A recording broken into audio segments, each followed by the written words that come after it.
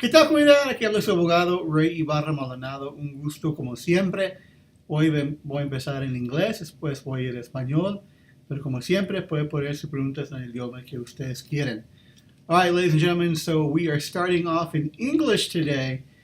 Man, crazy things going on across the state of Arizona, across the country, across the world. We're going to be focusing on those today. If you haven't heard, I would like to let you know about these amazing protests which have been taking over the state of Arizona university campuses here.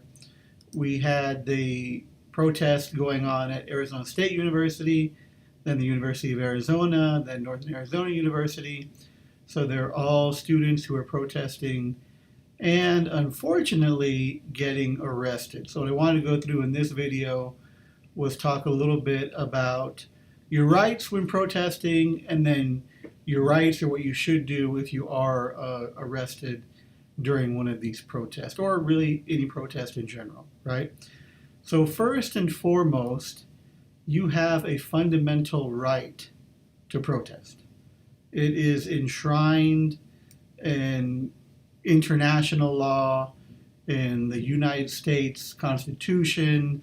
You have the right to go out there and petition your government for grievances. You see the NAU there setting up some tents and whatnot, and tell the government, hey, I am not happy with what you are doing. I am not happy with people being murdered and killed and slaughtered and genocide going on in Palestine. I'm not happy with what Israel is doing. You have the fundamental right to do that. You can go on the sidewalk, you can do it. You can go in your car yelling, you can do it. You can go in front of the campus and do it. What the university is saying here, the Arizona Board of Regents, interestingly enough, is in our building too. So I probably see some of them on the elevator every now and again. But they're saying that there's a time and place restrictions that can be put on some of these attempts to protest, and that is why people are getting arrested. So they're not saying we're not against free speech, we support the students' free speech. That's all fine and dandy, but the issue is we don't want people protesting overnight with tents. And to me, it's just so ridiculous. Like, what? Why does it bother you that some students want to set up a spot on campus to protest? I mean, what makes it so upsetting to this university that students are out there doing that? To me, I just don't get it, right? Why get so mad? I even read somewhere that the school's already over. But nonetheless, this is what's happening. Students are out there protesting, and they do have the right to engage in their First Amendment protected activity. If you go to a protest on a college campus or anywhere else, if you're on public area at a time and place when you're allowed to be there, then you're allowed to say whatever you want, right? You have your free speech rights. We're all taught that in elementary school.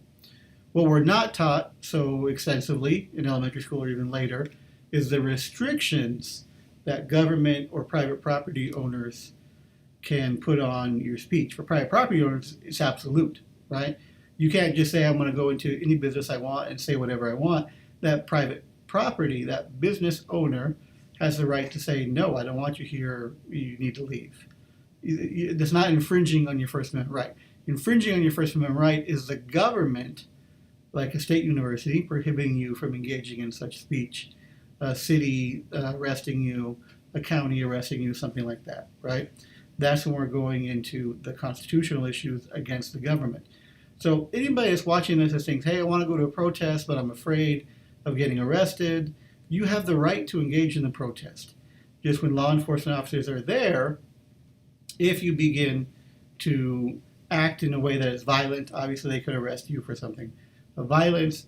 If you are there in an area where they say you are not allowed to be and they warn you, then you have to leave. But they usually do give you, not usually, they're supposed to give you that warning. I have represented folks before in the past who were arrested and charged with this trespassing statute. And let me get into that for a little bit too and show you folks what I'm talking about. What are people being charged with when they go to these protests over here is this statute right here. ARS 13-1502, right? Any person who commits criminal trespass third degree by knowingly entering, sorry, so small, knowingly entering or remaining unlawfully on any real property after a reasonable request to leave by a law enforcement officer, the owner or any other person having lawful control over such property, or reasonable notice prohibiting entry. So let's go to the last one first, reasonable notice prohibiting entry. This is like if you're walking by somewhere and you see a sign that says no trespassing. Well, that's the reasonable notice prohibiting entry. I would argue that's the notice prohibiting entry. Is it in fact reasonable based on where it's placed, how big the land is, where people normally walk? A lot of things to argue there.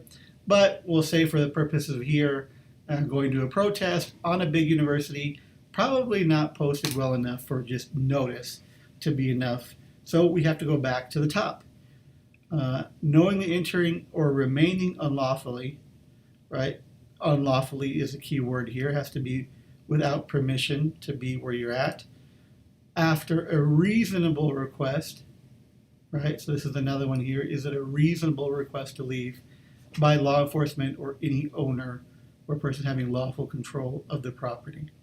So if you get to a protest and you're there and you hear the law enforcement saying, we're requesting that you leave, you have 5 minutes to disperse, you have 5 minutes to get on the sidewalk, whatever it is, this is what they're talking about.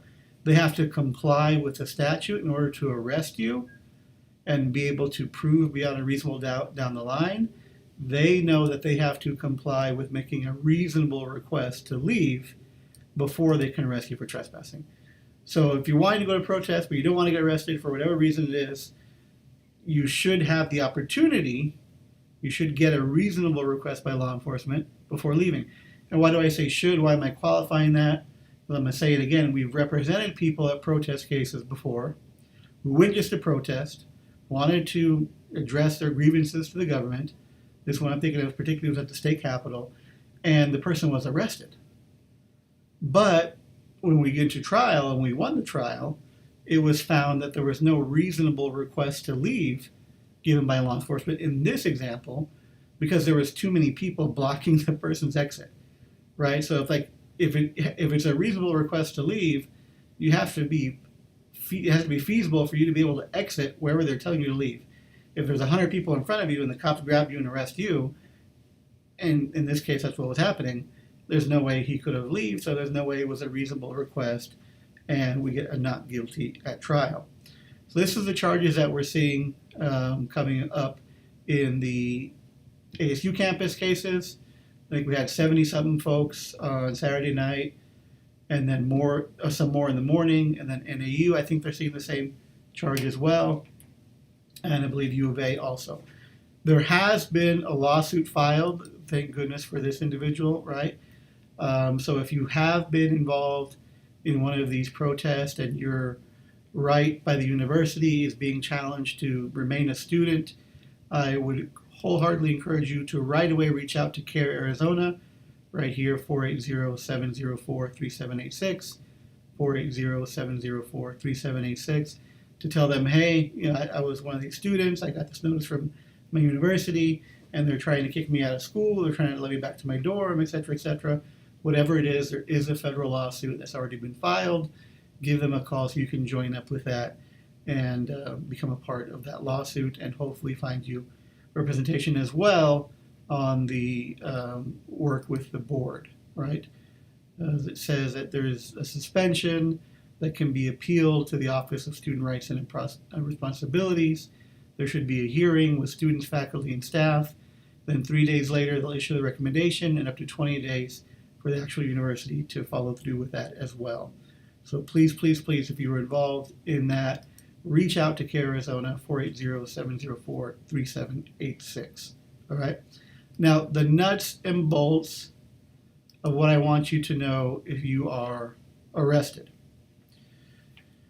Again, right to be there. You have the right to peacefully assemble. You have the right to petition your government for grievances. But if it goes into an area where the owners of the property can tell you to leave, perhaps there's an area where they designated just needing a permit, who knows, but when it comes into play, of law enforcement saying you need to leave here, then that's when we're going to the area of, okay, I have my right to protest. They're just telling me I have to go back to this other area and then I can protest there, right? If you do get arrested, if you are taken into custody, the number one most important thing you can do from an attorney's perspective is to not answer any questions, right? Ask for an attorney before any interviews. Now, most jails will require you give your name, your address, or where you'll be living at in order to actually release you. So I don't want to say don't say anything. I'm saying don't answer any questions about the protest, why you were there, what you were there for, what you were doing, what you heard, what you saw, who organized it. All of that information is just going to try to build a case against you and against the people that you're working with. So number one, most important thing, remain silent. If you're in custody, you have the right to remain silent, right? So that's another point to make here. When are you actually in custody? When you're in custody is when a reasonable person would feel they're not free to leave. They're not free to walk away. And what I do when I'm in situations, I'll ask the officer, am I free to leave? Right? And that question alone should tell the officer, okay, one, this person knows a little bit about the law, so I need to be careful. I need to make sure that I'm doing everything by the book. And two, if they answer, yes, you're free to leave, it means you're not under arrest. Walk away. You're under no obligation to stay there if you say, am I free to leave? And they say yes. Now, if they say no, you're being detained, right? Then, in legally, you're under arrest. They might say you're being detained for identity purposes, so we can find out who you are. Whatever. You're under arrest, right? At that point, you have the right to remain silent and not answer any questions without the presence of an attorney, and 1,000% ask you to engage in that. Why is that? Let's pull this back up again over here. Let's go back to the statute, and let me show you this here. All right, so knowingly entering or remaining lawfully on property after a reasonable request to leave by a law enforcement officer. What's one thing the officer will ask someone that's arrested? Did you hear me tell you that you had to leave? Did you hear the announcement that you had to leave? And then you say, oh yeah, I heard that loud and clear. I heard it 5 times. Oh my God, it hurt my ears so much. You were yelling it so loud at me. That was very clear. All they're trying to do is build the case against you, right? And again, let me go back to this. Maybe you don't care. Maybe you're just like, I'm willing to get arrested. I'm willing to get, as it says here, class 3 misdemeanor, because I believe and support Palestine, and I don't like what Israel's doing, so I don't care if I get into the conviction. Well, then, by all means, you do and say whatever you want. You go in the jail, you tell the officers that, you call your mom, you tell her that, you call the media and tell them that. But at the end of the day, as far as a defensible criminal case, it makes it less defensible. But maybe you don't care about that, right? And all the power to you if you don't. But if for any reason you want to see if you can still preserve an opportunity to win the criminal case and be found not guilty, then my advice to you is different, right? I'm not the type of person that's going to say, get in there and you must not say anything, you must do this. I'm going to say, that's my advice, but you do whatever you want. Like, you want to get the conviction, get the charge, wear it as a badge and honor, put on a t-shirt, by all means do it. I'll still represent you. That's fine with me. But our chances of getting a not guilty verdict are lowered if you do not tell the officer, I'm invoking my right to remain silent and I want to talk to my attorney, right? It has to be unequivocal. It's a Supreme Court case where it was kind of wishy-washy, like, you think I should have an attorney for this? Like, they're not there to give you legal advice. And just saying, should I have an attorney for this, isn't sufficient enough for them to stop questioning and give you an attorney. You must unequivocally demand questioning stop and you be given an attorney to speak with, right? Will they call an attorney for you? Will they bring an attorney in the room for you? No, they're not, right? But those are the words that say, I don't want to answer your questions, I want an attorney, that to them should signal, okay, no more questioning. Does that mean an officer will always comply with that? Of course not. Officers don't abide by the law at all times. Shocker, right? Law enforcement can continue to try to question you. What it means is, if we go to trial down the road, I could file a motion to suppress saying, Your Honor, my client invoked their right to remain silent. Officer kept questioning them. Any questioning from here on out, after that invocation of their rights, should be kept away from the jurors, should be kept away from the judge, and should be suppressed, is the legal terminology, right? So that's the benefit of exercising your right and asking to speak with an attorney and answering any questions. Because you think they're just talking to you. Oh, did I hear it? Was this a conversation? No. Every damn question law enforcement asks you is to get evidence against you. Let's just get that very clear. They're my friends. They're being nice to me. They offered me water and coffee. They said I could have a vegan burrito. I don't care what they're offering you. I don't care what they're giving you. They are there to do their job, which is to get sufficient probable cause that can then lead to sufficient evidence to prove beyond a reasonable doubt that you're guilty of whatever crime they say you committed. And in this instance, one of those is that you understood the reasonable request to leave by a law enforcement officer, right? Or did you see the notice saying that you weren't allowed to be there? Oh yeah, I saw it was big, really big, it's red and black, like 50-point font. No, you have the right to remain silent. It might tell you to lie to law enforcement. No, I'm not, right? Don't try to be smarter and let me see, well, I can say this and that'll get me out of it. Invoke your right to remain silent if you want to preserve the opportunity to fight the case later on, right? Remember, at all times within the jail, if you make a call to friends, family, media, whoever, that is being recorded, and anything you say on that phone call can be used against you in the court of law. Call your mom, hey mom, just don't want you to worry. What were you doing out there? I was protesting for Palestine. Did you hear that they were telling you to leave? Why didn't you listen to them? Well, I did listen to them because, boom, there it goes. You hear the recording. Just imagine you're sitting in front of a jury, you're sitting in front of the judge, and that recording comes on. When you're calling your attorney, like a shout out to our team, Dr. Maldonado, our intake team, who worked tirelessly this weekend. We did the jail hotline with our office, and they answered, I think it was, I'm going to get it wrong, I think it was 270 calls this weekend, stayed up till all night long, 4 in the morning. So big shout out to them. When they make calls to us, it's not recorded, right? Because it's to legal counsel. We have the registered with that jail as a law firm, so therefore those calls are not recorded. But still, we still don't even ask you any questions about that, right? 286 calls. Yeah, I got called out here, but thank you so much, Janet, for putting that number out there. And appreciate again, Janet, Dr. Maldonado, Galilea, Ivan. I'm trying to think who else was there. And I'm missing somebody. I'm going to owe them big time, though I didn't even start naming names. My bad. But nonetheless, you have the right to remain silent. Cops are not your friends. Put to you directly here by Mr. Aaron Lopez Anchondo. I 100% agree and concur with that statement. Right? So you're in the jail. You're remaining silent. You are giving your information as far as your name, your address, all that good stuff, because you want to be released. If you do, again, I know people, I got friends that said, I'm just going to go to jail and I'm not going to say anything.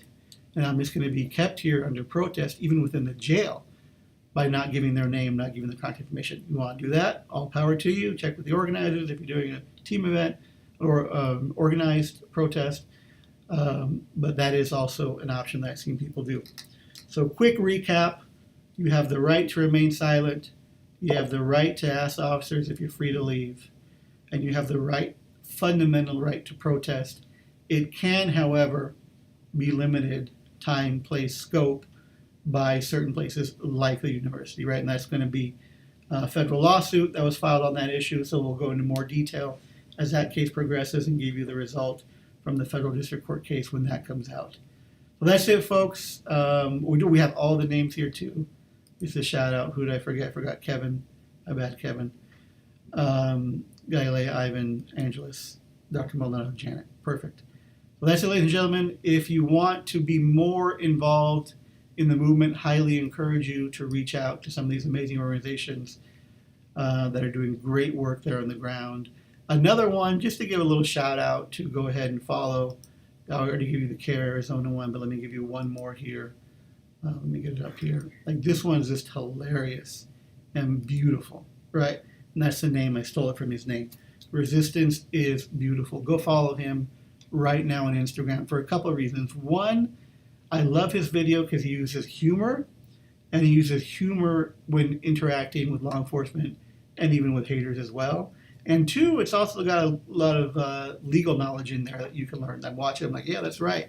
When he interacts with law officers, when they're talking about trespassing law, that's the good stuff to look into and be aware of. And also just super proud of the way he's taking away from law enforcement essentially their fear, their violence, their anger, and disarms them with the use of comedy or I mean, it's a serious point, right? He's there to prove a point. I'm not trying to say he's not, just there like telling jokes, but the way he uses words and language to almost de-escalate officers while they're in their state of ultra aggression is an awesome thing that I don't see often at protests, and it takes a special person to do it, and he's pulling it off.